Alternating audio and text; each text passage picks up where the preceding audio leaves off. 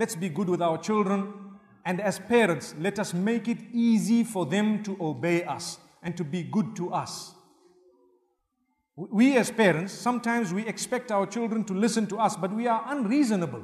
You know, sometimes the issue of marriage, for example, comes about, and we are so unreasonable with our sons and daughters. We don't want them to marry someone for some silly, un-Islamic reason. Un-Islamic reason. And then we force them to marry someone whom they are not supposed to be marrying. They don't want. Daughter tells you, Dad, I'm not happy. I don't want. You say, you have to. You have to. You don't know how much goodness they've done for me. Come on, that's not Islamic. A woman is not there for sale, that you got to give her to those whom you owe money to. That was Jahiliyyah. That was the ignorance. Believe me, if you have imposed on your child that she marry someone whom she does not want to marry, you have committed a sin. And this is one of the reasons why the divorce rates are so high. People are telling us, no, it's because of love marriage. Wow.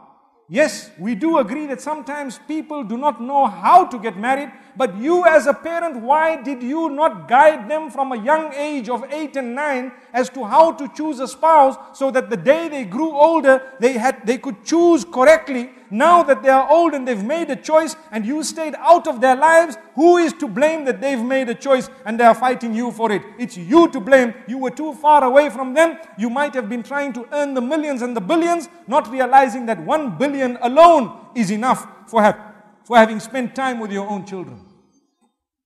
Wallahi, it's a difficulty. And with us, we don't like to listen to advice. Sometimes we don't like it. When it hits us, and it hits us hard at home, we still don't like to listen to advice. Let me give you an example of a man. An example of a man, and this example is only to draw the attention of ourselves. They say this man had his motorbike and he went out one day to sell the motorbike. So he passed his neighbor. Neighbor was an old man sitting outside. You know, old people, they like to sit outside in the sun and watch what's going on and so on. He says, oh my son, where are you going? He says, I'm going to the market to sell my motorbike and I'm going to get so much money and I'm going to open a business. He said, son, say inshallah. Son says, for what? I'm going. Whoa, did you hear that? What was his statement? He says, son, say inshallah. What's the meaning of inshallah? If Allah wills. And Allah says in the Quran, وَلَا تَقُولَنَّ لِشَيْءٍ إِنِّي فَاعِلٌ ذَلِكَ غَدًا إِلَّا أَن يَشَاءَ اللَّهُ.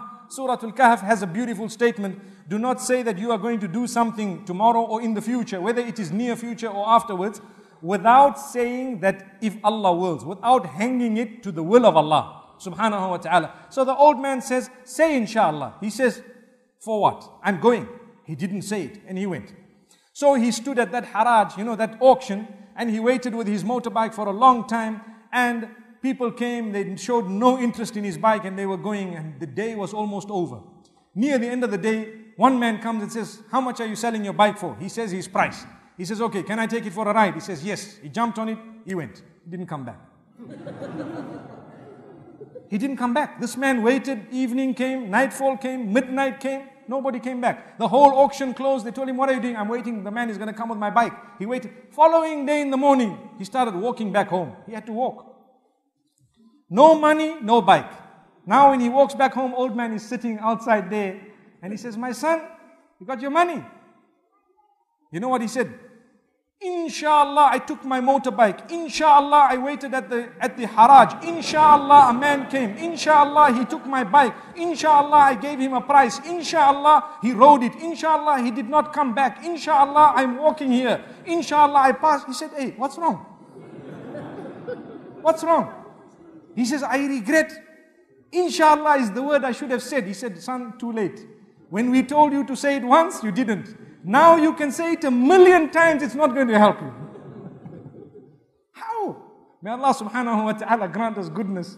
May Allah open our doors. So we sometimes are just like that word, or like that person who didn't utter the word. When we are told something, we don't like to listen.